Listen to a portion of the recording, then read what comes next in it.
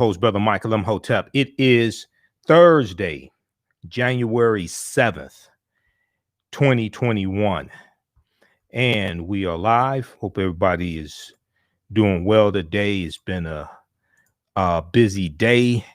Fallout from the insurrection that took place at the U.S. Capitol building, instigated by the traitor-in-chief, Donald Trump. We see a number of resignations. Have been announced from the Trump administration. To me, some of them are cowards. They're in this cabinet, like Secretary of Transportation Elaine Chao, and then also Betsy DeVos, Secretary of Miseducation Betsy DeVos, announced she's resigning as well. After all the damage you've done, Betsy DeVos, after all the money that you've cost taxpayers because you had to have more security, now you want to resign 13 days before you're going to be out of a job anyway. So there's fallout coming from the insurrection that took place, okay, at the U.S. Capitol building.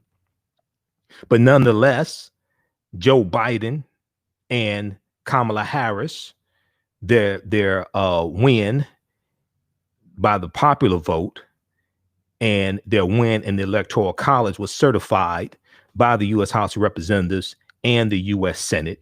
It came about 3:40 a.m. Eastern Standard Time this morning. How do I know? Because I was up live watching it. I didn't get to bed about 5 a.m. I was up after I did the show last night. I was editing the video from the show last night. I was watching the live joint session that was reconvened again after a bunch of domestic terrorists trespassed onto U.S. Capitol grounds, broke into the U.S. Capitol building. We see that there have been the federal authorities have announced 55 charges. There are going to be more charges. They're using video footage. They're using pictures, photographs. They're using video from and pictures from various media outlets. Federal prosecutors bring charges against 55 criminals following Capitol riot. There's going to be more charges coming. There's going to be a huge fallout from this. We see a number of resignations. We see the Capitol Police has announced that the Capitol Chief of Police has announced that he will be resigning. Capitol Police Chief to resign over botched handling of riot attack. I mean, this is crazy. This is crazy what took place. Then we see the story from the Associated Press from January 7th, 2021. How many of you all saw this story? Capitol Police rejected offers of help to quell mob. Capitol Police rejected offers of help to quell mob. I mean, it's so much. We don't have enough time to cover everything today. We'll talk about some of this tomorrow. Probably on tomorrow's show, I want to share some of the press conference that Governor Larry Hogan, governor of Maryland, did today. I saw that was on the Rachel Maddow show, because Governor Larry Hogan got a call from Representative Steny Hoyer. Representative Steny Hoyer is the House Majority Leader, and he's a representative for Maryland. He has Governor Larry Hogan's cell phone number. Okay, Larry Hogan's the governor of Maryland. He calls the governor of Maryland, there, Nancy Pelosi, Steny Hoyer, other leadership. They're underground in a bunker somewhere. He calls them asking for troops to be sent in.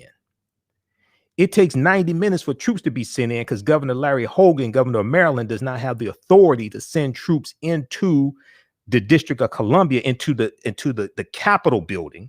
Okay, they have to get approval from the Pentagon. So it took 90 minutes to get approval to send troops in. This whole thing is crazy. So we see that there are more calls for the 25th Amendment to be implemented, to remove this traitor from the White House, to remove this traitor from the office. Nancy Pelosi and Senator Chuck Schumer called for Trump's removal through the 25th Amendment. Now, before the impeachment trial took place in January and February of 2020, I said they either need to impeach him or use the 25th Amendment. I was calling for that over a year ago. I said they need to either impeach him or use the 25th Amendment to get him out of there. Now, all these people calling for the 25th Amendment. Well, hell, if you had listened to me, we wouldn't be dealing with this right now. Pelosi, Schumer called for Trump's removal through 25th Amendment. So we'll talk some about that. We'll deal with the certification of the Electoral College votes. I told y'all, look, the votes are going to be certified. They're not going to overturn the votes. It's not going to happen. You saw the speech from Mitch McConnell even around 1 p.m. before the insurrection happened. And then that evening, even somebody like spineless Lindsey Graham said, look, this is enough. Okay. Joe Biden's going to be president. He said that on the Senate floor. Okay. He said that on the Senate floor last night when they were going through the objections and all this nonsense. So I said, look, they're going to be confirmed. They're not going to overturn. They're not going to overturn that. Vice President Mike Pence knows he does not have the authority to overturn the will of the people. If that was the case, back in 2001, January 2001, when Vice President Mike Pence had presided over the certification of the Electoral College results from the 2000 presidential election that Al Gore lost to George W. Bush. If Al Gore had the authority to overturn that, don't you think he would have done that? He's the one that lost the election. So if the vice president had the authority to overturn the results of the election, overturn the will of the people, don't you think Joe Biden would have done that in 2016 when he presided over the certification of the Electoral College votes and Donald Trump won? Got 306 Electoral College votes. Hillary Clinton lost, even though she had 3 million more popular votes. Vice president doesn't have the authority to do that. That's what Mike Pence told Trump. That's why Trump is mad at Mike Pence now. Trump doesn't understand any of this stuff. This is why Donald Trump needs to call the Jim, James, Paul, and Tyrone Moving Company. 1-866 call Tyrone. Have them come help you pack your stuff. It's time to go. It's time to move. They have a 75% off sale.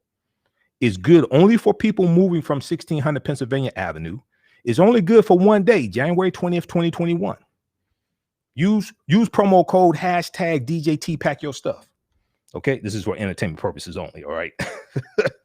So look, we're going to talk about the 25th Amendment and more calls for the 25th Amendment from Nancy Pelosi and Chuck Schumer. Other people are calling for it as well. You even have a Republican in the House of Representatives calling for Donald Trump, the traitor in chief, who I called back in January of 2017 and February. January and February 2017, I called Donald Trump the first Russian president of the United States. Representative Adam Kinzinger is calling for, he's a Republican, calling for Trump to be removed from office as well.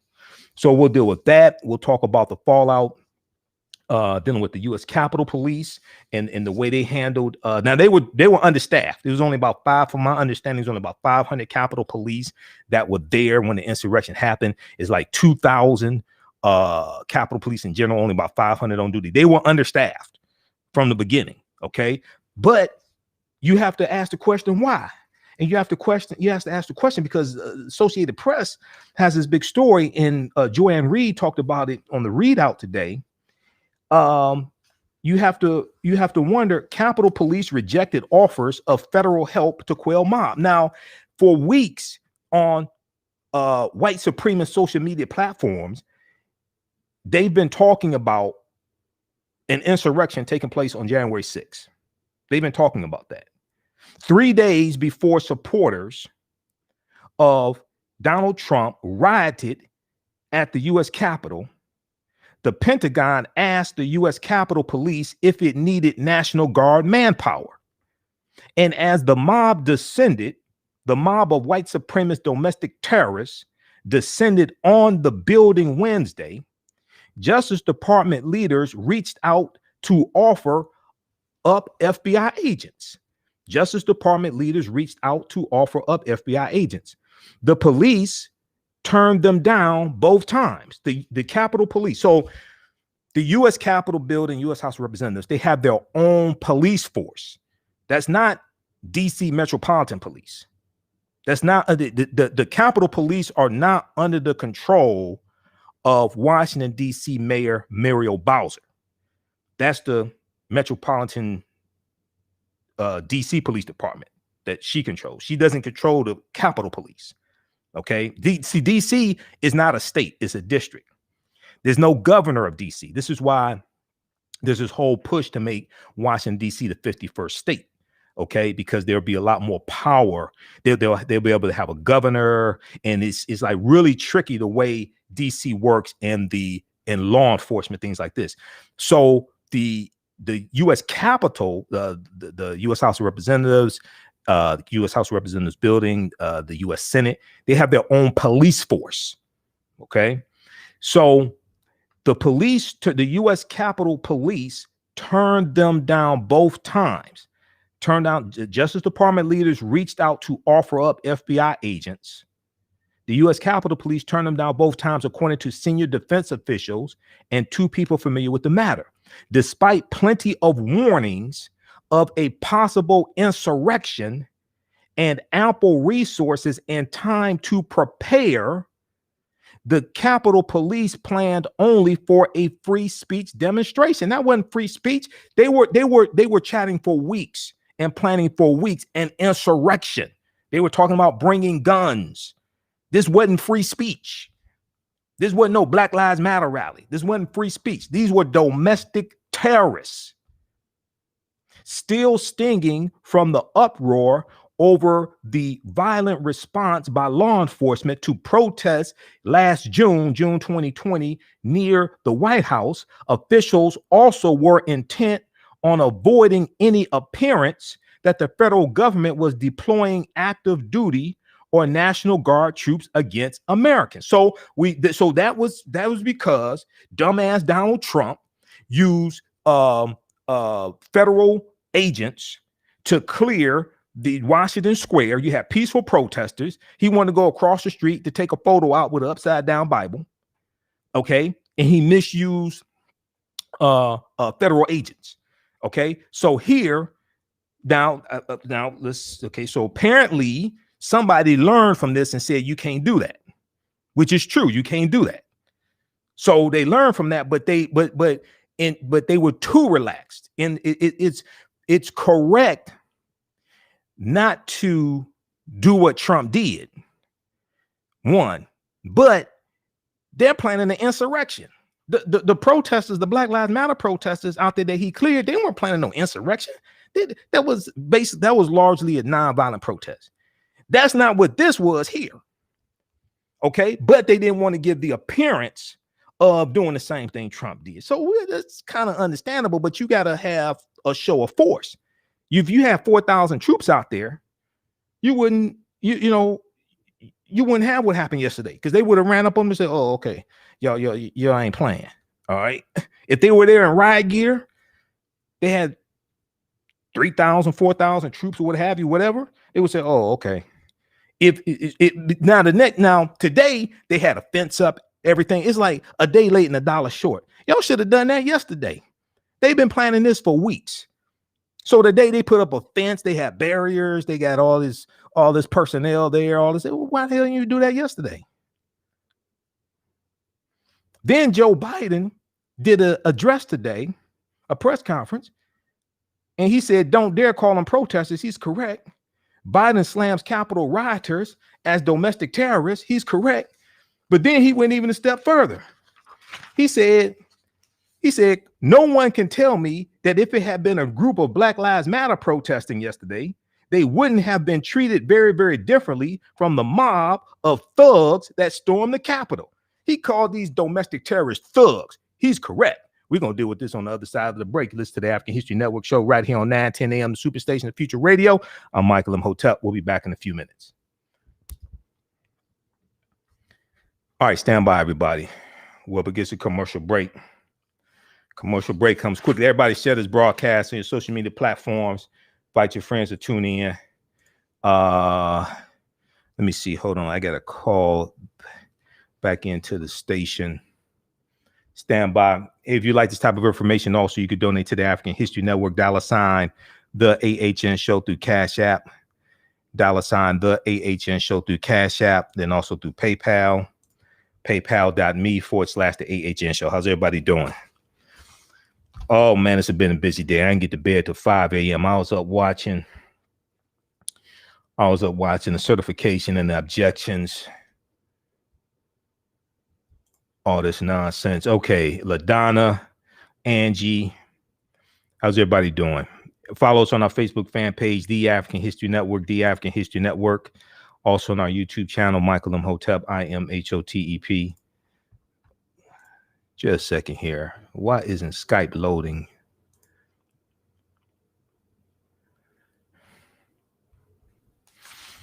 All right, I gotta get ready for this next segment here.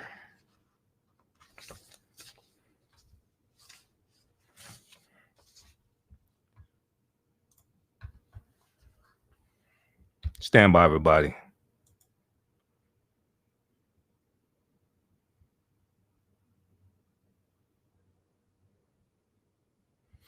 Okay, so we're going to talk some about what the 25th Amendment is. I said they need to use that over a year ago. We'll talk some about the speech Joe Biden gave. U.S. police official shocked by apparent police failure at Capitol. I mean, there's so much going on. Federal prosecutors bring charges against 55 criminals, domestic terrorists. Then New York Times has a story from today that Trump is said to have discussed pardoning himself. Now, most legal experts say that the president does not have the authority to pardon himself, but this idiot's going to try it anyway.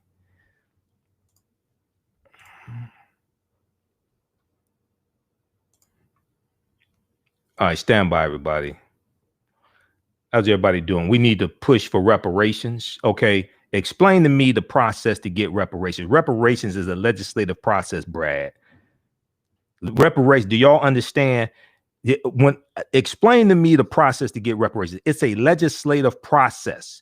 Reparations has to pass the House of Representatives and the U.S. Senate and be signed into law by a president. Read Article 1 of the U.S. Constitution. Congress controls the purse strings.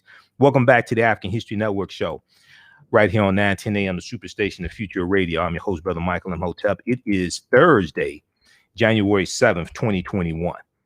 And we are live. 313-778-7600 is the call-in number. 313-778-7600 is the call-in number. If you have a question or comment, so much going on. I got to bed late. I was watching the certification in the joint session of the U.S. House of Representatives and the U.S. Senate. I was watching that. So the Electoral College votes were certified at 3:40 a.m. That's when Joe Biden got more than 270 Electoral College. Well, now I told you it was going to happen. I just wanted to see it. I was up editing video from last night's show, so I wanted to see it. Okay. All right. So somebody posted here, we need to focus on reparations. I asked the question, explain to me the legislative process to get reparations. I hear people say that all the time. We need to push for reparations. We've been trying to get reparations for 200 years. Do you understand the process to get reparations? It's a legislative process. Read the U.S. Constitution. Article 1 of the U.S. Constitution gives the power of the purse strings to Congress. Reparations has to pass the U.S. House of Representatives and the U.S. Senate. How many votes does it take to get a bill passed in the U.S. House of Representatives? Who can tell me? Don't everybody answer at the same time. Who can tell me? Because I hear a whole lot of people talking about reparations. Then when I ask them, explain to me the legislative process to get reparations, they don't know what to say. We've had this discussion before. We've had this discussion before. If you can't get a bill passed to study reparations, how the hell are you going to get one passed to pay reparations? If you can't get a bill passed in the U.S. Senate to make Juneteenth a federal holiday and give white people the day off, that bill was blocked by U.S. Senator Ron Johnson, Republican from Wisconsin. He blocked it using the unanimous consent rule. If you can't get an anti-lynching bill passed in the U.S. Senate, that bill was blocked by U.S. Senator Rand Paul. Okay, dumbass Rand Paul from Kentucky, Republican, using the unanimous consent rule. You couldn't get 3 election integrity bills passed in the Senate. That was blocked by Republican from Tennessee, Marsha Blackburn, to ensure the integrity of the presidential election. That was blocked in the Senate. You know how many votes it takes to get a reparations bill passed in the Senate? 60. 95% of the people in the Senate are white. If you can't get a bill passed in the Senate to make Juneteenth a federal holiday and give white people the day off, how you going to get a bill passed to pay trillions of dollars of reparations or whatever, however you figure reparations is going to be? How the hell are you going to get that passed? This is what I'm saying. I'm all for reparations. I'm for 1, making legal arguments for reparations. 2, laying out logical steps for reparations. Just saying we need to push for reparations. Come on. We need to explain what the legislative process is. You can't even get H.R. 40 out of committee in the House of Representatives, and Democrats control the House. If you can't get a bill passed to study reparations, how the hell are you going to get one passed to pay reparations? Nobody wants to deal with this because this is not a sexy topic. This ain't a sexy topic. Okay? Nobody wants to tell our people the truth dealing with this. This is why, this is why I don't play games with our people. All right? I ain't trying to sell you tickets to conferences and all that stuff. I don't give a damn. I'll tell you the truth. All right? We have to understand what the legislative process is and understand legal arguments for reparations. And you got to vote some of these people out of office, like Ron Johnson, Rand Paul, Moscow Mitch McConnell. Now, luckily, Mitch McConnell won't be Senate Majority Leader, but he's still in the Senate. Mitch McConnell said reparations is dead on arrival in the Senate. He said it ain't even coming to the Senate floor for a debate or a vote. Now he was Senate Majority Leader. He can still object to it, even though he'll be Senate Minority Leader, because Democrats run control of the Senate. You got to understand, you got to vote some of these idiots out of office. It's a legislative process. It's not an executive order. This is why during the 2020 campaign, people kept asking presidential candidates what they thought, how they felt about reparations, all that stuff. Like, why aren't you focusing on Congress? You do realize it has to pass both the House of Representatives and the U.S. Senate before it gets signed into law by a president. Why aren't you focusing on Congress? Why aren't you focused on the legislative branch of government? Why are you focused on the president? Now, Biden supports H.R. 40. Trump doesn't. McConnell doesn't. Biden said he thought African Americans should get reparations and Native Americans. Biden, on page 22 of Biden's agenda to empower Black America, we've dealt with that a number of times on this show. We went through all 22 pages numerous times on this show. I even showed it to you with the screen share. We went through and showed it to you. Page 22, he talks about supporting H.R. 40. But it's a legislative process. This is why I hear people saying, oh, we ain't going to vote unless we get reparations. That's like saying I ain't going to drive unless I get, that's like saying, what's it good at now? It doesn't make sense. You know, so that's kind of like selling your car for gas money, something like that. It just adds backwards. Doesn't make sense. But anyway, I don't have time to get, that's a whole nother conversation. But lastly, let me say this. Article 1, Section 9, Clause 1 of the U.S. Constitution. This is why when you go to lawmakers, you argue law, you don't argue morality. Reparations is a legislative process.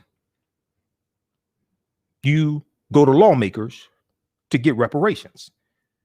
They write a reparations bill, get support, get a sponsor, get it out of committee, get it passed. It's a legislative process. Lawmakers write laws. When you go to lawmakers, you argue law. You don't argue morality. We don't understand who to go to get what it is we need. So going to lawmakers saying we didn't get paid for 246 years of slavery. Let me ask you a question. How many of y'all have actually studied the history of slavery? Who's actually studied the history of slavery? Where the hell did you read that slaves were supposed to be paid? Let me rephrase the question. Who's actually studied the history of slavery in this country? Where'd you read that slaves were supposed to be paid? Wasn't it legal not to pay them? See, these are questions people don't want to ask. I don't care. I will tell you the truth. Where'd you read that slaves were supposed to be paid? We know slavery was morally wrong. We know it was unjust, all that is horrible. We know all that. But you don't go to lawmakers to argue morality. You go to lawmakers to argue law. The whole purpose of slavery was to enslave African people and exploit their labor. 262 skills, trades, and crafts that we had in this country from 1619 to 1865. Read the book The Other Slaves by James Newton and I think it was Oliver Lewis, 1978. Okay, we know that. If it was legal to enslave them and not pay them, then how is your argument to get back wages? If it was legal to enslave them and not pay them, how is it your argument to get back wages? Why wouldn't you argue what was done that was illegal? Because you're going to lawmakers to make your argument. What do I mean by that? Well, have you read the U.S. Constitution? Go to loc.gov, Library of Congress website. Go to archives.gov, U.S. Archives. Go to Article 1, Section 9, Clause 1 of the U.S. Constitution. That laid the foundation for the international transatlantic slave trade to be outlawed. Well, when did that take place? That debate took place at the Philadelphia Convention in 1787. If you don't understand history of law, then what are you talking about? You have to understand history and law to be able to make legal arguments that have a historical context. 5 states had already abolished slavery by 1787. The first state to abolish slavery was Vermont, July 2nd, 1777. 5 states had already abolished slavery by 1787 at the Philadelphia Convention. They either abolished it fully or abolished the international transatlantic slave trade. International transatlantic slave trade means bringing African people into this country to enslave them. All the colonies or states, because at this time they're operating based upon the Articles of the Confederacy, okay, and they're drafting the U.S. Constitution, all other states agreed to abolish the international transatlantic slave trade at the Philadelphia Convention, except South Carolina. So what did they do? They put a 20-year clause in the U.S. Constitution and said the earliest that the international transatlantic slave trade could be abolished was 1808. So what happened March 2nd, 1807? U.S. Congress passed a law to abolish the international transatlantic slave trade. When did it go into effect? January 1st, 1808. Why? Because that's the earliest it could go into effect based upon the U.S. Constitution, which is law. Article 6 of the U.S. Constitution clearly tells you the U.S. Constitution, all of the previous treaties, and all of the subsequent treaties are the supreme law of the land. Like the Black Freedmen's Indian Treaties of 1866, Treaties of Peace and Friendship, 1786, 1787, all the treaties. That's Article 6 of the U.S. Constitution. If we haven't read the U.S. Constitution, what the hell are we talking about? You don't go to lawmakers to argue morality. You go to lawmakers to argue law, because lawmakers write law. They don't legislate morality.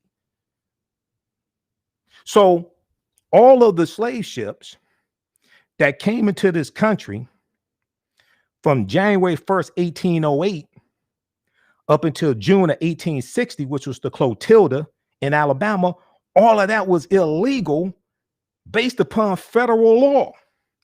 There are documented court cases of white men that got caught bringing Africans to this country and they were prosecuted. If you go and study the Amistad slave ship case, how many people saw the Amistad? How many people saw the movie Amistad? I think it was 1997. Remember Joseph St. Q, Give Us Free? Joseph St. Q. What happened to those Africans on that slave ship? What happened to those Africans on that slave ship? Who can tell me? Y'all remember, you remember the movie, right? Give Us Free, Joseph Q, Jaman Hansu. See, people remember the line, give us free, but people don't realize that was a landmark U.S. Supreme Court case of 1841. The Amistad. Go to archives.gov. Go to archives.gov. Archives.gov is the National Archives. They have some of the original court documents there. They have some of the original court documents there for the Amistad case. Those Africans were set free by the U.S. Supreme Court because the U.S. Supreme Court ruled that it was illegal for the Amistad ship to come into U.S. waters because the international transatlantic slave trade had been abolished. That's a landmark U.S. Supreme Court case. They also ruled that it was illegal for them to be captured. They were captured in Sierra Leone. When you go and read the court case at archives.gov, which is the National Archives, it tells you that when those Africans were captured, it violated all of the existing treaties at the time between the European nations. You're dealing with law, and you're dealing with international law also. And the U.S. Supreme Court also ruled that those Africans were never slaves and they had a right to take up arms because there was a mutiny on the slave ship. They had a right to take up arms and defend themselves and fight for their freedom. And they were set free by the U.S. Supreme Court. Well, the reason why they were set free is because of the international transatlantic slave trade was abolished by U.S. Congress, March 2nd, 1807. The foundation of that is the U.S. Constitution. So all the Africans that were brought to this country from 1808 to 1860 with the Clotilda, all that's illegal. That's a legal argument. And there's court cases that back up the legal argument. I interviewed Brother Reggie Marbury and Dr. Jahi Issa. It's probably 4 years ago now, because they wrote an article for Black Agenda Report that broke this down. It's like something called Reparations is Dead. Here's how to revive it, or something like that. But they go through and deal with all this history, all this law, all these, and they deal with documented court cases of white men who were caught bringing Africans into the country. It was illegal. And even when you study the Clotilda, those Africans had to hide. They had to hide them when they brought them in. They had to hide them in like in a swamp or something like that for a number of days. When you go study the Clotilda case, 1860. When you study that case, it tells you it was illegal for that ship to come into U.S. waters because the international transatlantic slave trade had been abolished. We have to understand how to make legal arguments for reparations. Dr. Claude Anderson is one of my teachers. He and I have had extensive conversations on this, and he was trying to get the Black Freeman Indian Treaties 1866 enforced. That didn't work. And he talked about the mistakes that were made also. He and I I've interviewed him a number of times. He and I have had private conversations about that as well. All right, let's continue, because I ain't even planning to talk about that. But I just see this is the difference. See, this is the difference between having a plan and a wish. A plan is a strategy to bring a goal into fruition. A wish is just something out there. I hear a whole lot of people talking about we want reparations. We gonna demand reparations. I said, demand from who? Trump is against reparations. Trump is attacking the 1619 project, even though 1619 project from New York Times is flawed. Trump is trying to conserve Confederate monuments and doesn't want to rename military bases that are named after Confederate quote unquote heroes, traitors to the Union.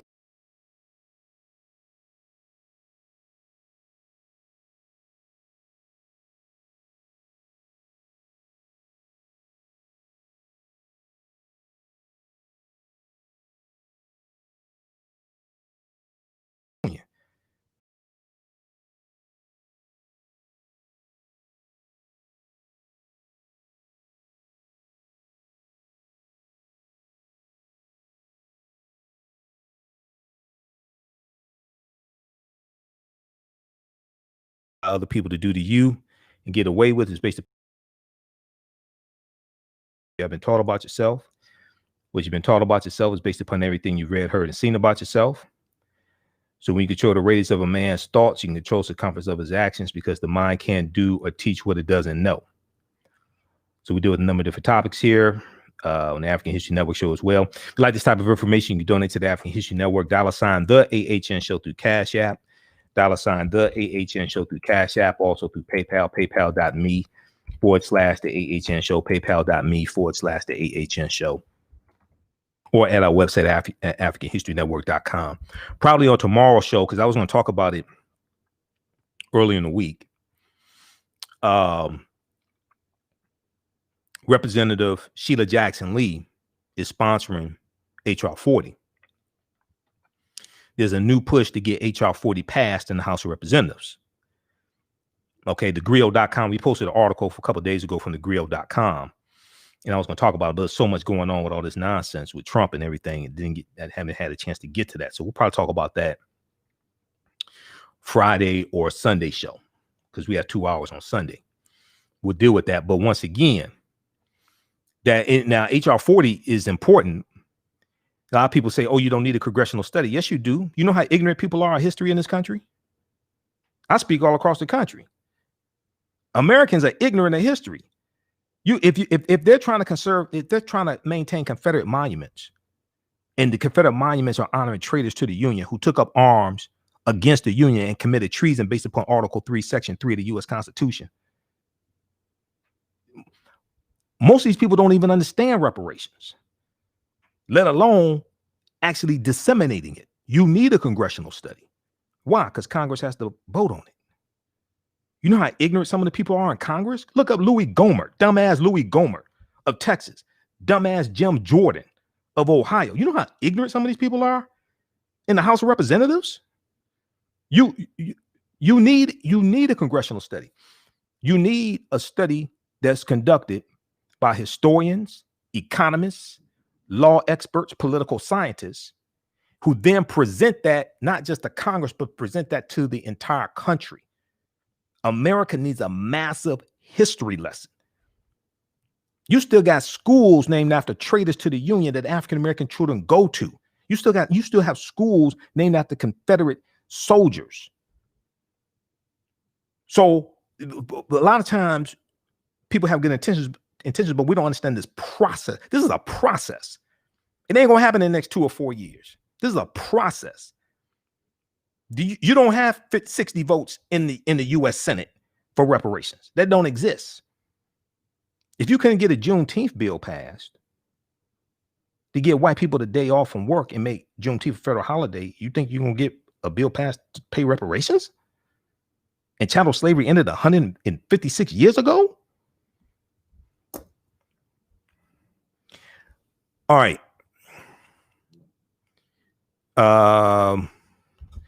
Trying to get Skype up. Something's wrong with Skype. I'm not sure. And I just paid the damn bill, so I don't know why it's not working. You would think it'll work. They just charged me. I just got the confirmation they charged me. You'd think it will work. So, all right. Let's go to the phone lines. Let's go to who we have here. Let's go who we have on line one. Is it Aiden or whoever's on line one? Let's go. And I have to switch it over from Bluetooth to speakerphone. Welcome to the African History Network show. Tell us where you're calling from.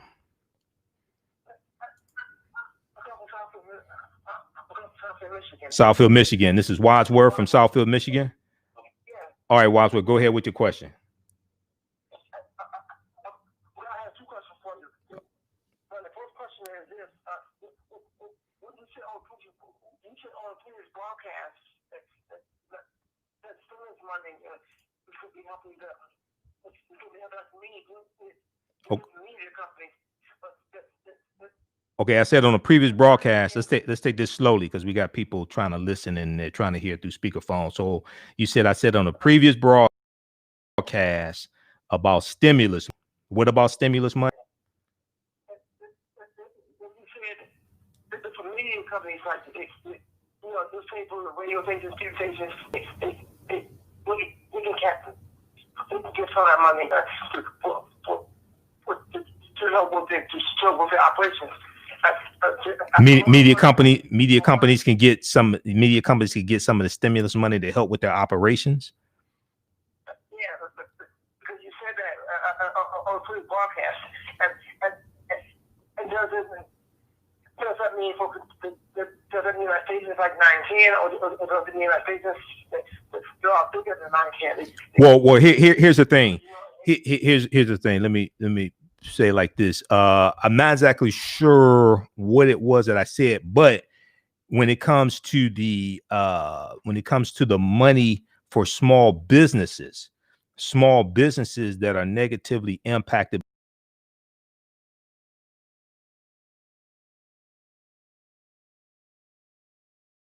by the coronavirus.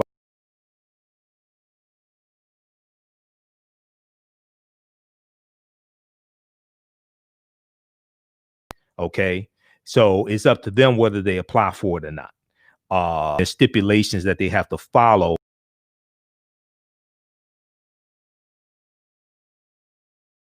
Off, then the loan becomes a grant and they don't have to pay it back.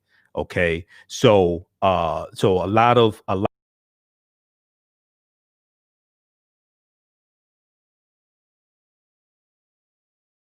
businesses can, a lot of them can probably apply, look at and see what the stipulations are though. What's your next question? And my last question is, because we know the Democrats are trying to impeach Donald Trump. They're successful. Is there a way for the Democrats to stop Donald Trump's kids? If Donald Trump gets his son or his daughter to run for president, that time, is there a way to stop them from running for? Okay, is there a way to stop? So first of all, Democrats are trying to get Trump removed through the 25th Amendment. 25th Amendment would be through Vice President Mike Pence and Donald Trump's cabinet. You need a majority of the cabinet to vote to remove Trump from office.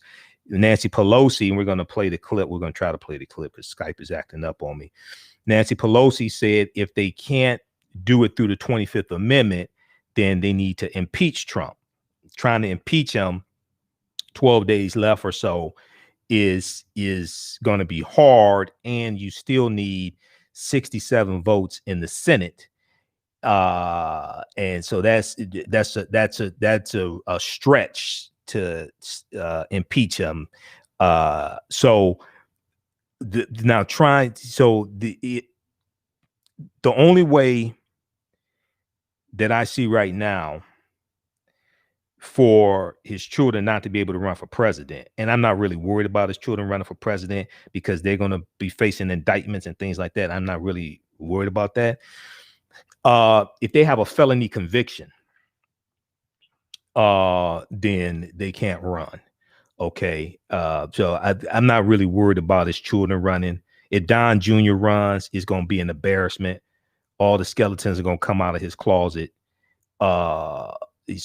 Affairs. I'm not worried about his children running. That's really the least of my concern right now. But all right, Wadsworth, thanks for calling. Okay, who we have? Okay, cool. Who we have? Let's go to the next caller. We have Aiden. Is Aiden still there? Yes. Hey, go ahead, Aiden. This pandemic, COVID-19, and there were millions of black people, Latinos, so forth on, that could not get a stimulus check, could not collect unemployment. So if they talk about reparations, we'll still lose on reparations. And I think this is why the Bible calls for blood, and it says the gifts spoils the heart. Also, other entities will be getting richer than, much more rich, like child support. What's that? History.com. We're gonna have, like it's gonna be like the $5 Indian, now it's gonna be like the $20 European with mixture in his blood. It depends. It depends upon what stipulations are. We jumping ahead of ourselves. It depends upon what what stipulations are. It depends upon what the requirements are and how to determine who gets reparations. But I don't want to spend a whole lot of time on that because that ain't gonna happen. That's not gonna happen in the next few years. It's not gonna happen in the next few years because the votes don't exist in the House or the Senate. The votes don't exist in the House or the Senate. Okay. All right. Thanks for calling. Okay. Let's see here.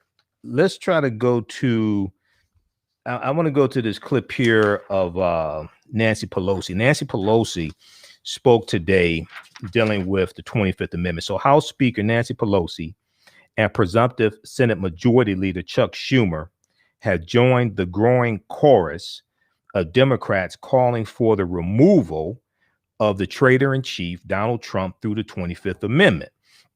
Quote, let's go to this clip here of Nancy Pelosi.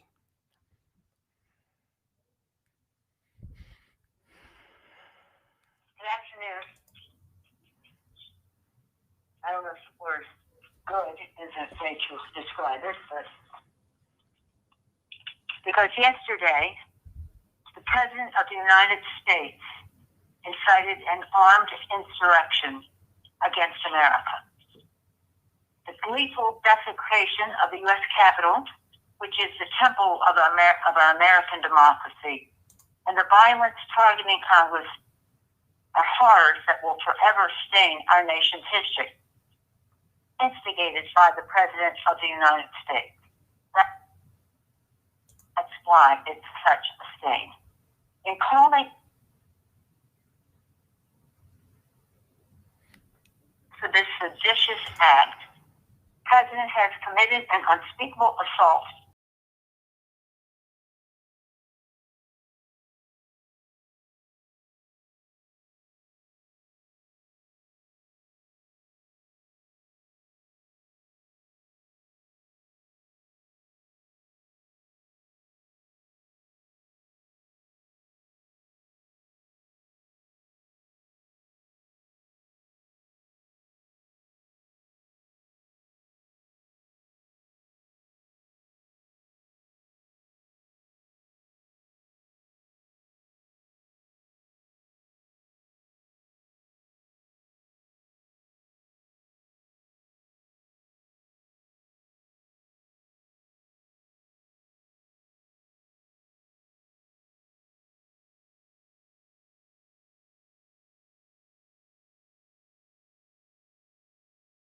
on our nation.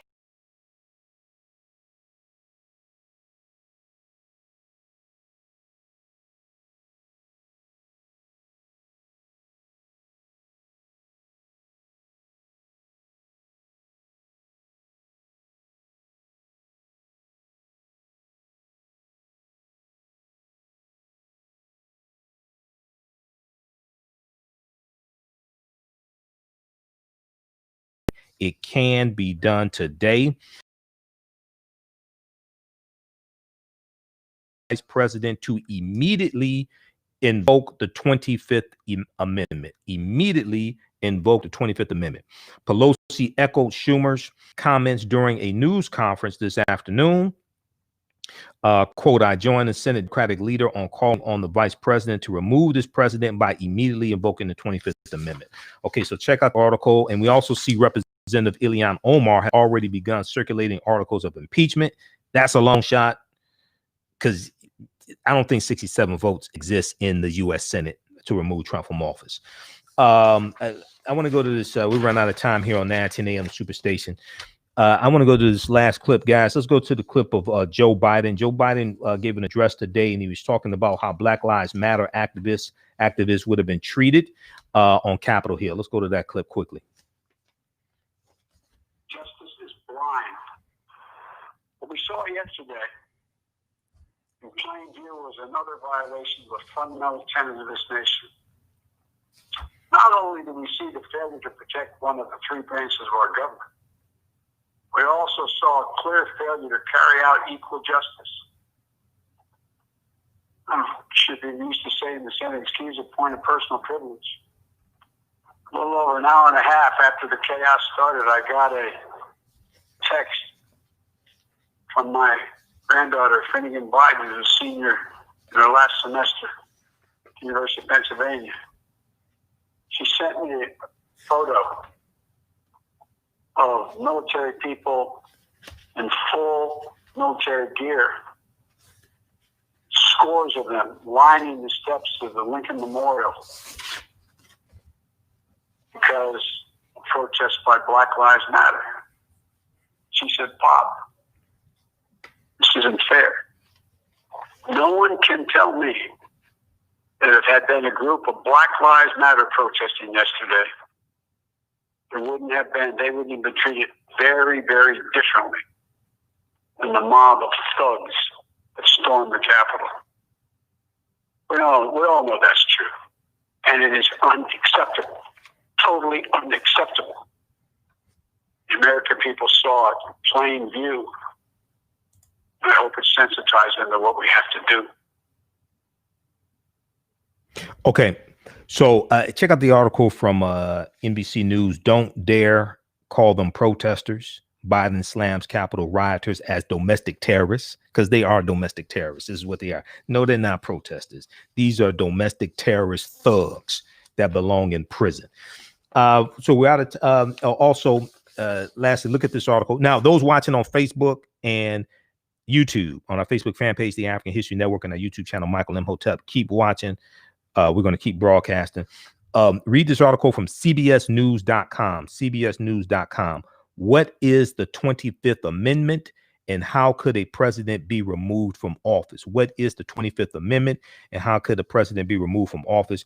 We're going to continue this discussion on our Facebook fan page and our YouTube channel. We're out of time here on 910 AM Superstation, the Future Radio. If you like this type of information, you can donate to the African History Network. $ the AHN Show through Cash App. $ the AHN Show through Cash App. Also through PayPal. PayPal.me/the AHN Show. PayPal.me/the AHN Show, and at our website, AfricanHistoryNetwork.com. We're here Monday through Friday, 11 p.m. to 12 midnight Eastern Standard Time. Sundays, 9 p.m. to 11 p.m. Eastern Standard Time. Remember, right now, let's correct wrong behavior. It's not over till we win. Wakanda forever. We'll talk to you tomorrow night. Peace. All right, stand by, everybody. Skype was acting up. Usually, I call through the radio station through Skype. I'm running through a 12-channel mixer. So the call through Skype to the radio station, and then the audio that they play from the radio station, the audio clips, that all runs through the mixer so you could hear it. Skype was not launching tonight. And it's very interesting that Skype was not launching, because they just charged me for Skype today. I just paid the damn bill. And I tried to launch Skype and it wasn't launching. So let's see here. So I want to turn on the screen share. We're going to zip through this because I'm like really tired. I got to bed like 5 this morning. I was watching the how y'all doing? How you doing? John Ray. And we got a bunch of dumbass trolls in here too. I'm gonna kick some of them out. John Ray and hey, John Ray, push your information again, John Ray. I saw the email you sent me, but it's been so busy.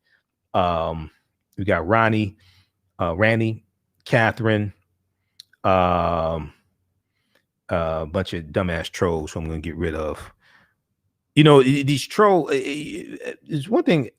Some of these people, if you're actually real human beings, you must not have anything to do with your life. You must have like a really miserable life to come on here and troll us, because we ain't on your platform trying to troll you. So you must have a really, you know, miserable life, miserable existence. All right. So let's see here. You got Terry, everybody. All right. So let me show you this article here. And I want to go to this clip from Joanne Reed. This is from the readout. So just so everybody understands, I'm all for reparations, but I'm for making legal arguments to reparations. And I'm not for playing games with our people's emotions, because you got a lot of people out here pimping our people dealing with reparations. You got a lot of people. I'm just going to tell you, you got a lot of people. Now you have a lot of people who mean well and just like don't know any better. They mean well and they're like really committed. I ain't talking about them. You got a lot of people just out here pimping our people and lying to our people, making them think they're about to get something and they're not. and they're doing it to elevate themselves and get whatever money they can from our people, things like that. You have other people who are dedicated to reparations and have been involved in the movement for decades. And they, you know, and some of them I've talked to. I know some of them, and some of them I talk to, and I disagree with some of their approach, because it's not a legal argument, but they're genuine. They mean well. You got other people who don't. Okay. So this is what I want to do. I want to go to this clip here. This is from Joanne Reed, the readout today. She spoke with a retired Capitol police officer, Butch T. Jones. She spoke with him about how a pro-Trump mob stormed the U.S. Capitol. Okay. He's African-American. Here's what he had to say. Start with you first, Officer Jones.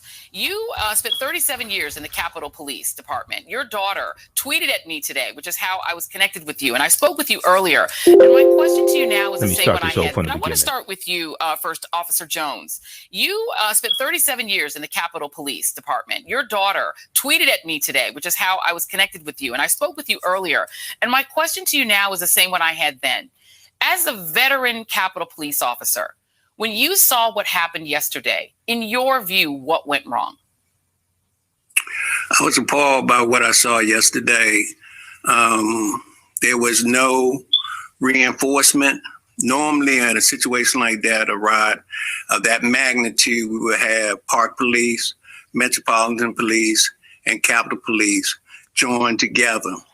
I think if that... Okay, so he said Park Police, Metropolitan Police, and Capitol Police. Normally for a protest of that magnitude, especially one, because it was predicted that the protest was going to be violent. Okay, this wasn't a non-violent protest. It was predicted that it was going to be violent. All right. Normally you'd have those three entities that would coordinate together. All right. Let me just back this up so you hear this. Of that magnitude, we would have Park Police, Metropolitan Police, and Capitol Police joined together. I think if that was a Black organization, they would never got to the steps.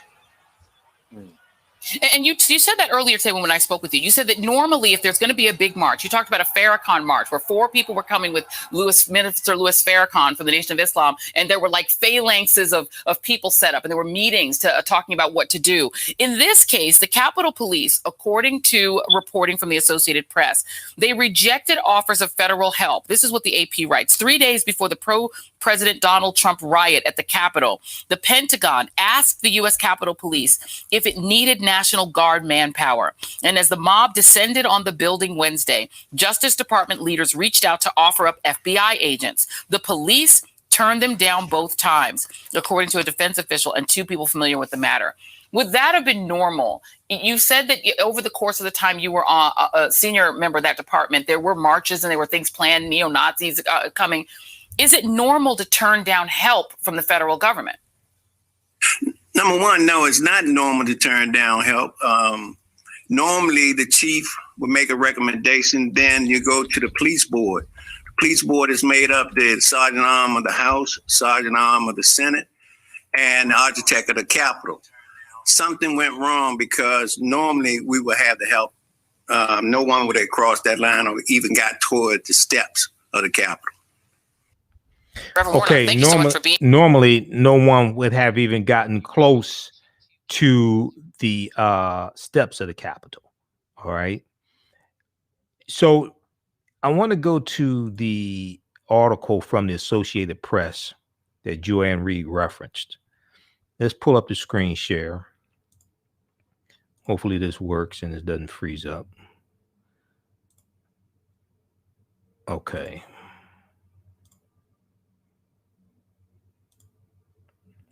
This is the article that she talked about in the segment from the readout. This is from the Associated Press. Capitol Police rejected offers of federal help to quell mob. This is from January 7th, 2021. Let me blow this up. I want to make sure everybody sees this. We'll post a link here for the article. So you can go read this as well. Because proper documentation ends all conversation. You don't have to believe me.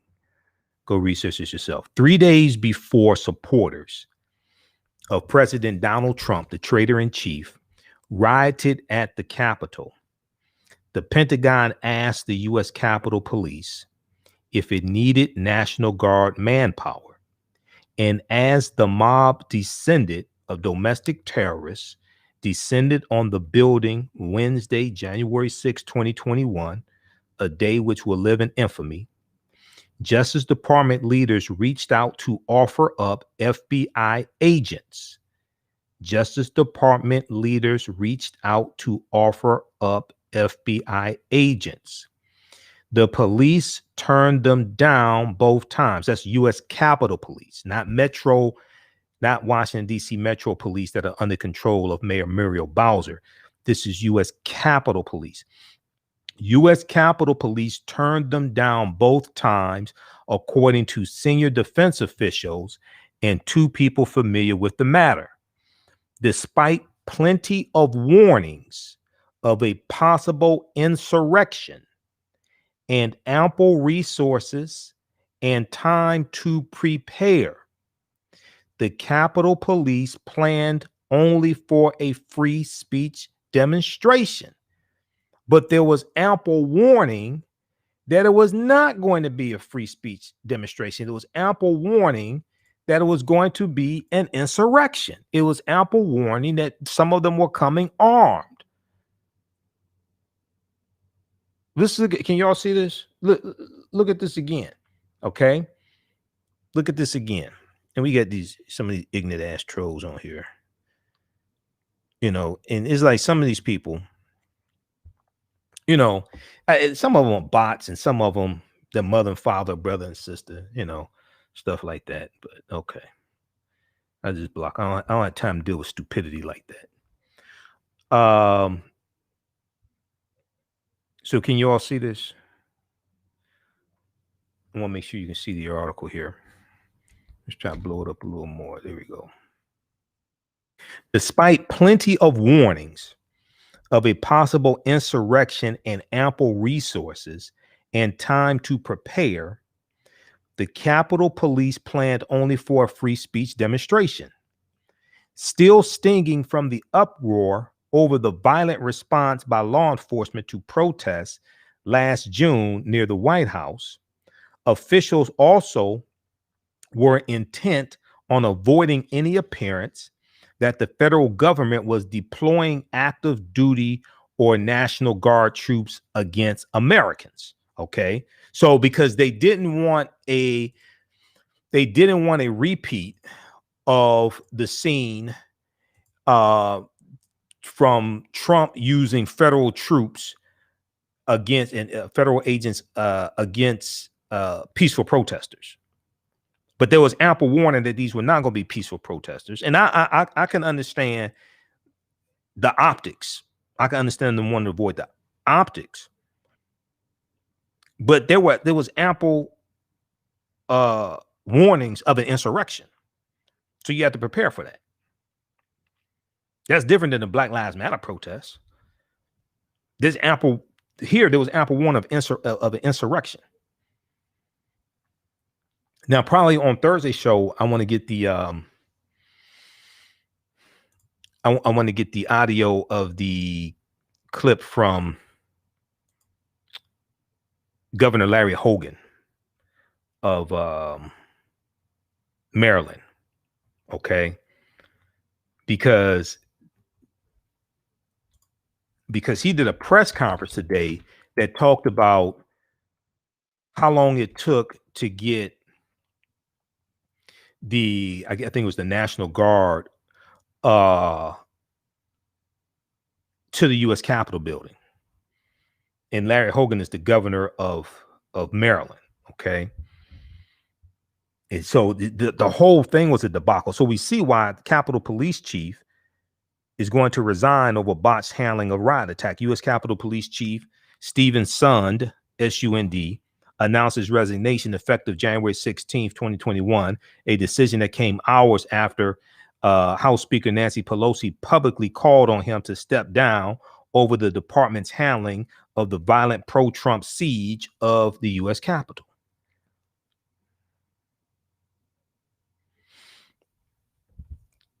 Okay, let's go back to this article.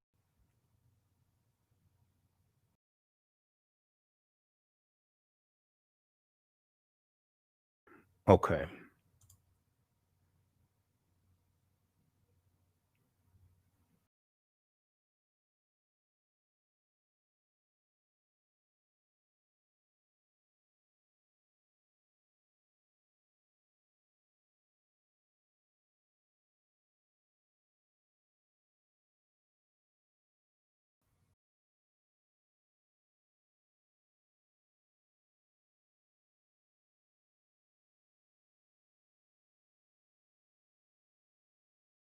Four protesters died, including one shot inside the building.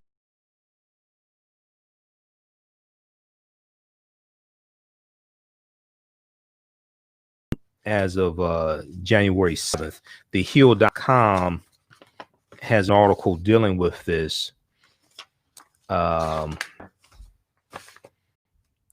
With 55 people being charged. Let me see, where is that one here? Yeah, federal prosecutors bring charges against 55 following Capitol riot. We'll talk some more about this on the Friday show. So the rioting and loss of control, the rioting and loss of control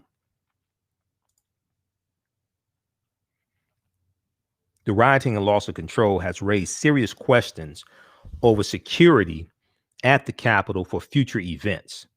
The actions of the day also raised troubling concerns about the treatment of mainly white Trump supporters who were allowed to roam through the building for hours, while black and brown protesters who demonstrated last year over police brutality faced more robust and aggressive policing. Quote, "This was a failure of imagination, a failure of leadership," said Houston Police Chief Art Acevedo, whose department responded to several large protests in 2020 following the death of George Floyd.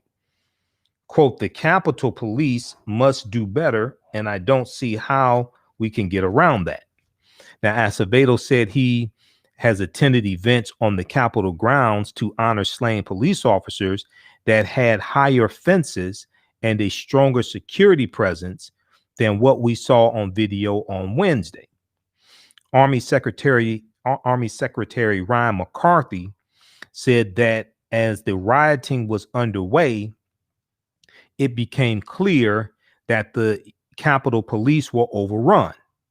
But he said there was no contingency plan done in advance for what forces could do in case of a problem at the Capitol because Defense Department help was turned down.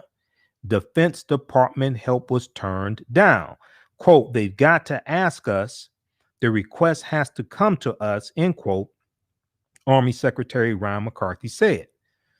U.S. Capitol Police Chief Stephen Sund, S-U-N-D, under pressure from Schumer and Pelosi and other congressional leaders, was forced to resign.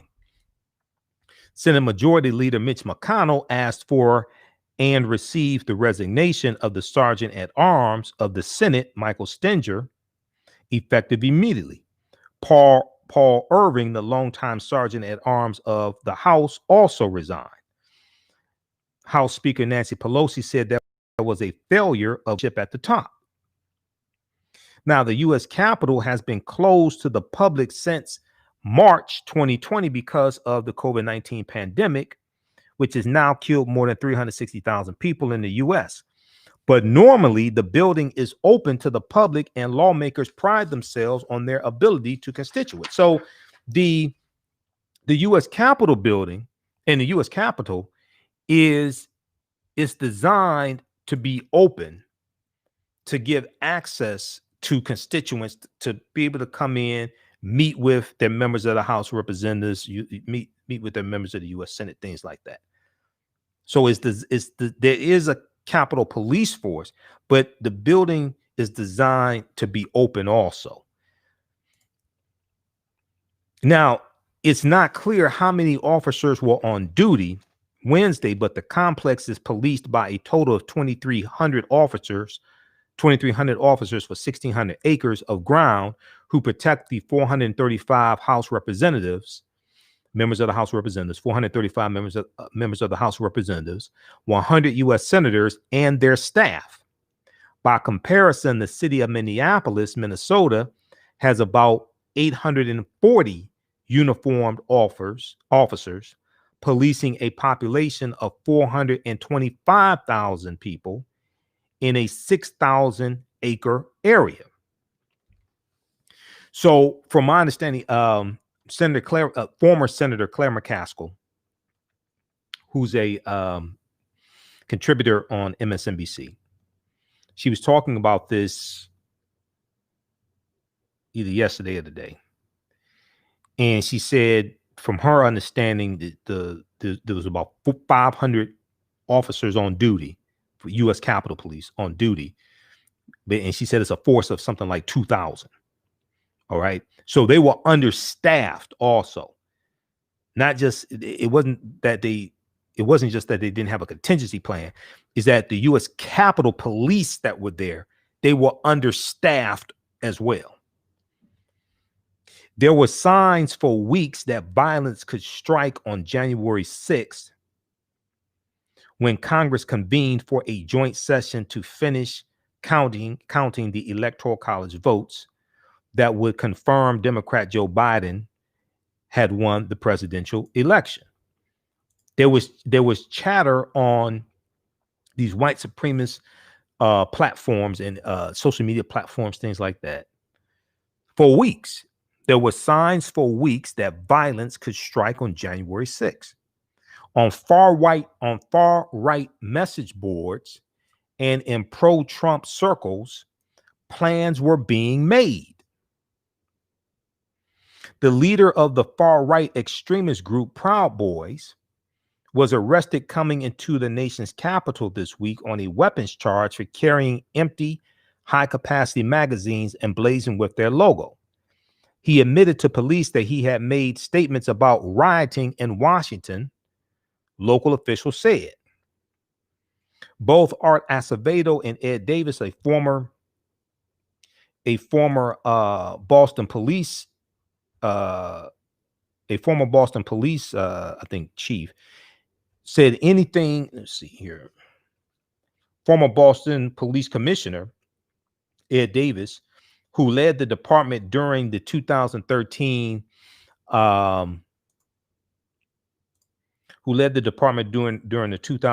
Boston Marathon bombing, said they did not fault the responses of clearly overmatched frontline officers, but the planning and leadership before the riot. It was the planning and leadership. And this is because I've been going through analyzing this. It wasn't in general. Now it appeared there was a handful of them taking pictures with some of the protesters. I'm not talking about them. I'm talking about the ones in general, because some of the Capitol Police have been injured, and there's one woman like in really serious condition. The Capitol Police were outnumbered, okay, and it was poor planning. So both Art Acevedo and Ed Davis, who's a former Boston police commissioner who led the department during the 2013 Boston Marathon bombing, said they did not fault the responses of clearly overmatched frontline officers, but the planning and leadership before the riot. That's who's to blame. Read the rest of this article here. So on page 4 of this article from the Associated Press, it says Trump and his allies were perhaps the biggest megaphones. encouraging protesters to turn out in force and support his false claim that the election had been stolen from him. Because he lost. It wasn't stolen from him. His dumbass lost. That's what happened. Trump egged them on during a rally shortly before they marched to the Capitol and rioted. He told them we should go. He told them to go to the U.S. Capitol. Okay. And he said, I may go there with you. Something to that effect. He didn't go with them. He went back to the White House and watched it on. He went back to the White House and watched it on TV. And actually, if we look at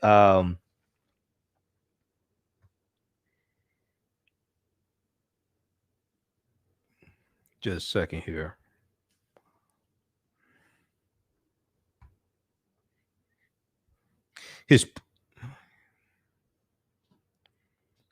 Okay. So he went back to the White House. He said, he told him to go to the Capitol building. He said, I may go with you. But then he didn't show up. He goes back, I think, probably to the White House, watches it on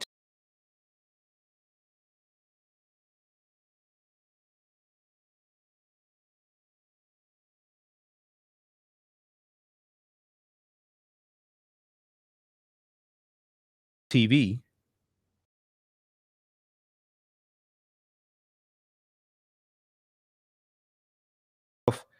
On crime stance, called for trial by combat.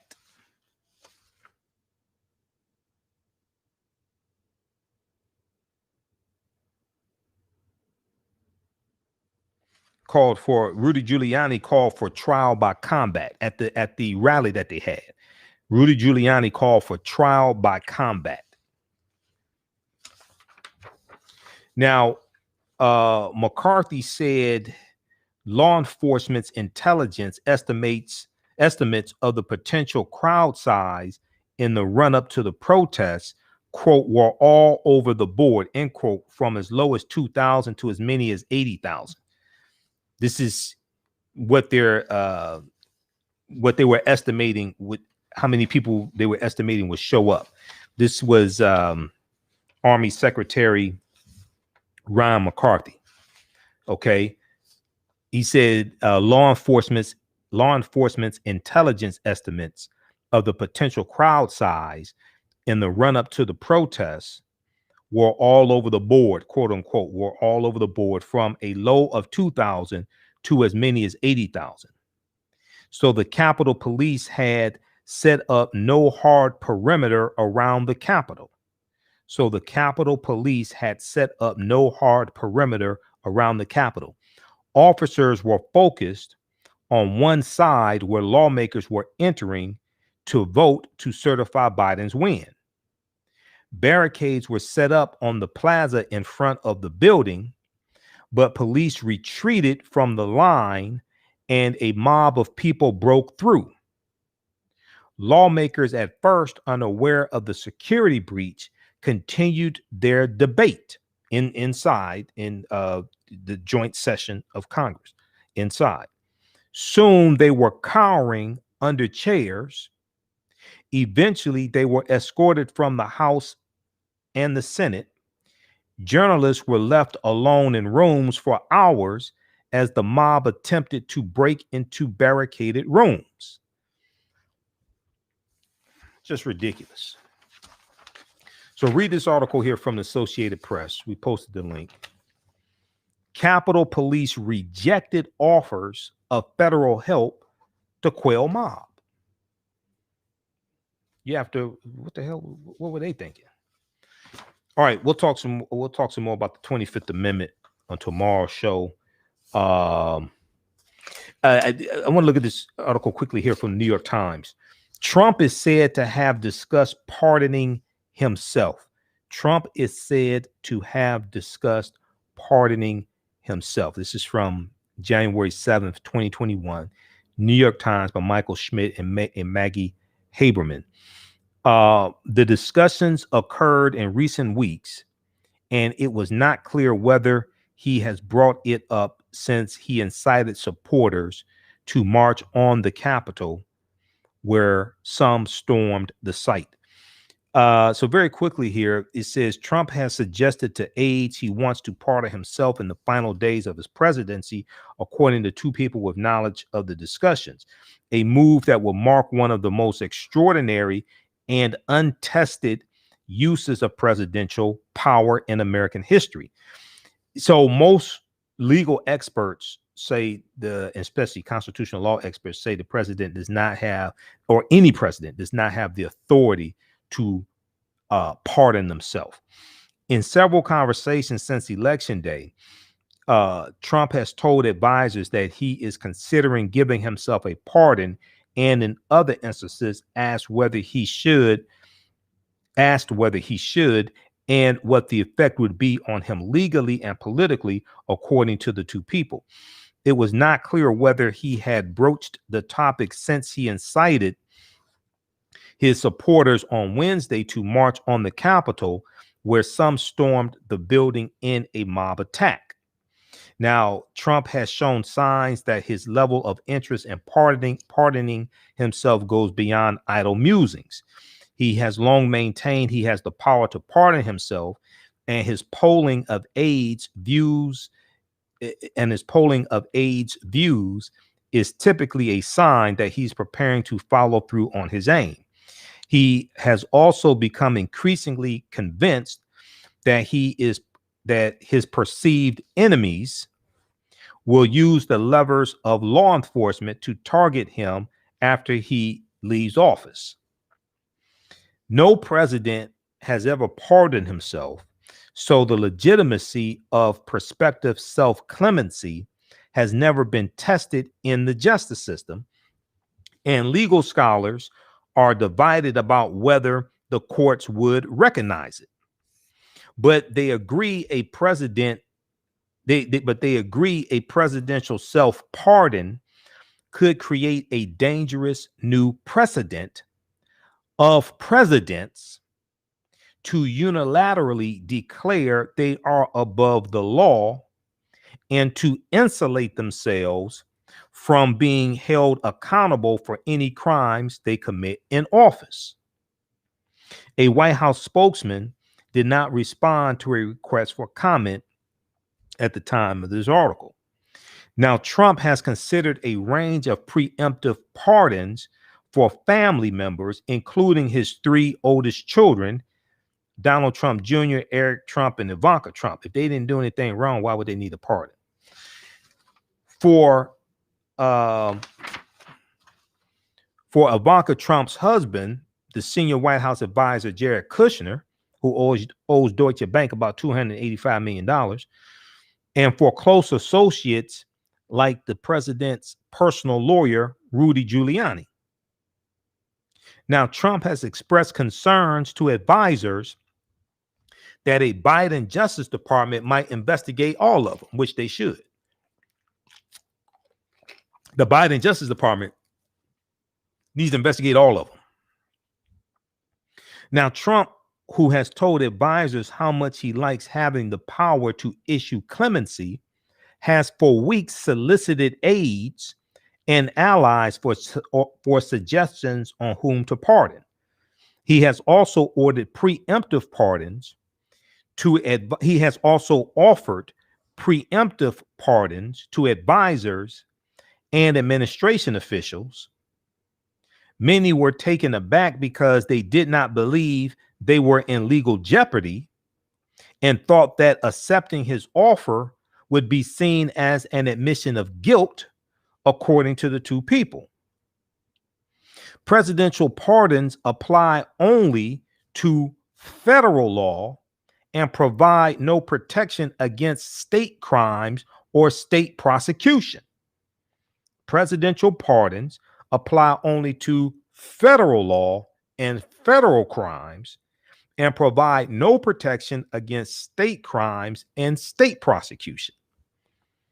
They would not apply to charges that could be brought by prosecutors in the city of Manhattan investigating the Trump organization's finances.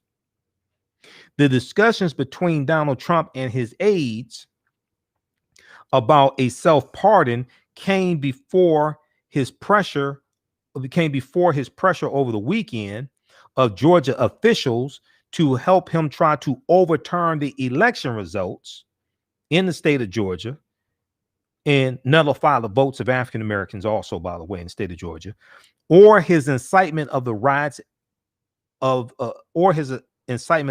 at Capitol Hill. Okay, his discussion, but the discussions between Donald Trump and his aides about self-pardon came before he tried to pressure Secretary of State Brad Raffensperger of Georgia, and before he incited this riot of domestic terrorists at Capitol Hill. Trump allies believe that both episodes increased Donald Trump's criminal exposure. Trump allies believe that both episodes increased Donald Trump's criminal exposure, and more potential problems emerged for the president on Thursday when the Justice Department said it would not rule out pursuing charges against him over his role in inciting Wednesday's violence, because he incited an insurrection. And those domestic terrorists, they were trying to interrupt the certification of the Electoral College votes because they want Trump to stay in power. So one could look at that, one could perceive that as trying to overthrow the government. One could perceive that as trying to overthrow the government or interrupt the transference of power from one administration to another.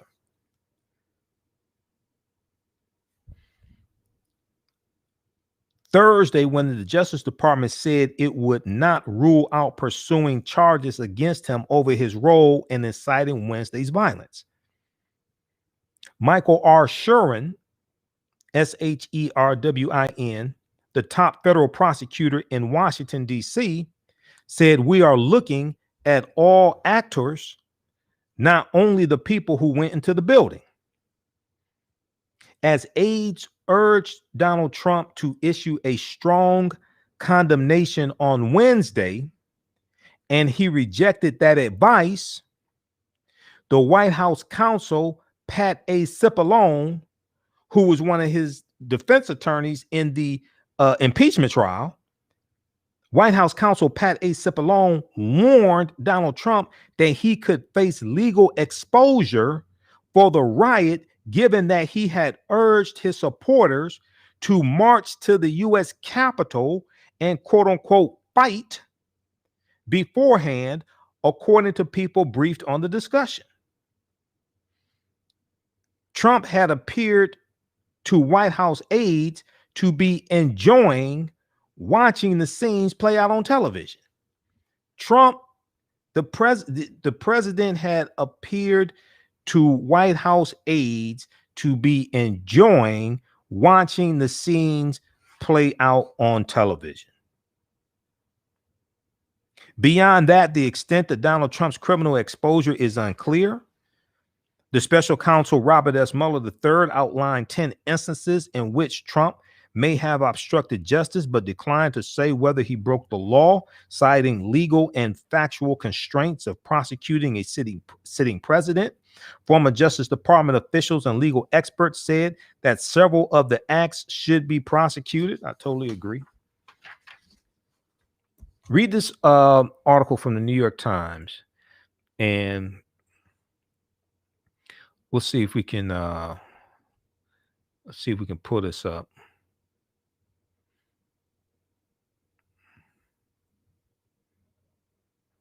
Let me see. Let me refresh this here.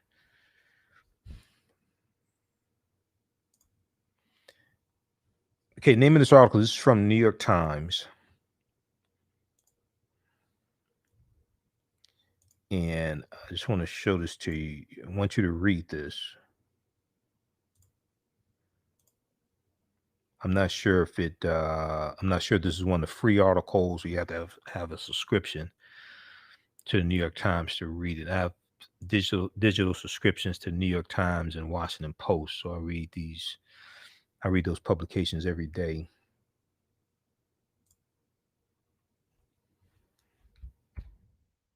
Trump is said to have discussed pardoning himself.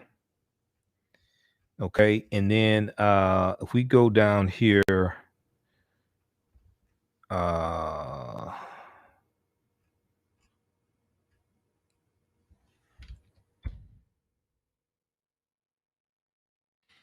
as aides urged Trump to issue strong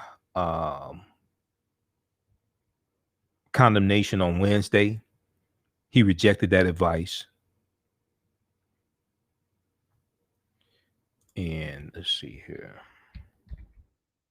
He rejected that advice. We go down. The White House counsel Pat A. Cipollone warned Trump that he could face legal exposure for the riot, given that he had urged his supporters to march to the Capitol and fight, quote unquote, fight beforehand, according to people briefed on the discussion. The president had appeared to White House aides to be enjoying watching the scenes play out on television. Now, months ago, I said Donald Trump is Lucifer in the flesh. And people say, oh, that's harsh. You should say that about the president. It's okay. Okay.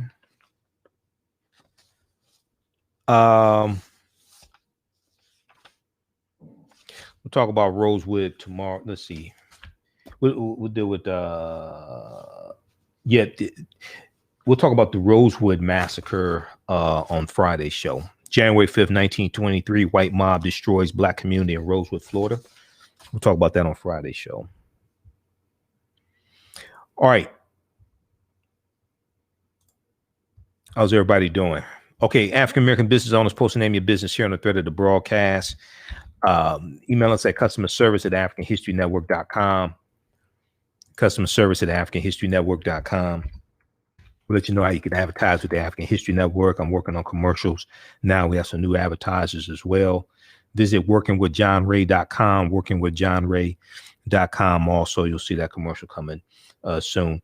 If you like this type of information, you can donate to the African History Network, $ the AHN Show through Cash App, $ the AHN Show through Cash App, and through PayPal, paypal.me/the AHN Show, paypal.me /the AHN Show, or at our website, AfricanHistoryNetwork.com. How you doing, Bella Diamonds? Or at our website, AfricanHistoryNetwork.com. All of my DVD lectures are there, digital downloads also. We have the bundle pack, The Africans Who Were Here Before Columbus. The Africans Who Were Here Before Columbus. And we also have the online course that I teach is all on demand. Ancient Kemet, the Moors, and the Ma'afa. Understanding the transatlantic slave trade, what they didn't teach you in school. Ancient Kemet, the Moors, and the Ma'afa. Understanding the transatlantic slave trade, what they didn't teach you in school. Okay. It's broken up into 8 sessions. It's about 16 hours in total, a little more than 16 hours. We deal with thousands of years of history. That's on sale right now, $80. Watch at your own pace. Do PowerPoint presentation, everything. But that is Ancient Kemet, one of the original names for Egypt. Ancient Kemet, the Moors, and the Ma'afa. The Ma'afa is a Kiswahili term, which means the great disaster, that deals with the transatlantic slave trade. Ancient Kemet, the Moors, and the Ma'afa, understanding the transatlantic slave trade, what they didn't teach you in school. So as soon as you register for that, you can start watching. All right. So workingwithjohnray.com, they are a personal financial success company that can give yourself a take-home pay raise, earn more, and get your credit score up. First, visit workingwithjohnray.com, workingwithjohnray.com for more information.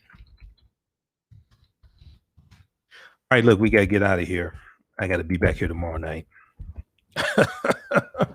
And I've got a bunch of video to edit also and commercials to record as well. All right, look, hey, remember at the African History Network, how you doing, Erica? We got Erica, Lee, Terry, Let's see here. All right. We got to get out of here. Remember, at the African History Network, we focus on educating, empowering, and inspiring people of African descent throughout the diaspora and around the world, because right now it's corrects wrong behavior. It's not over till we win. Wakanda forever. We'll talk to you tomorrow night. Peace.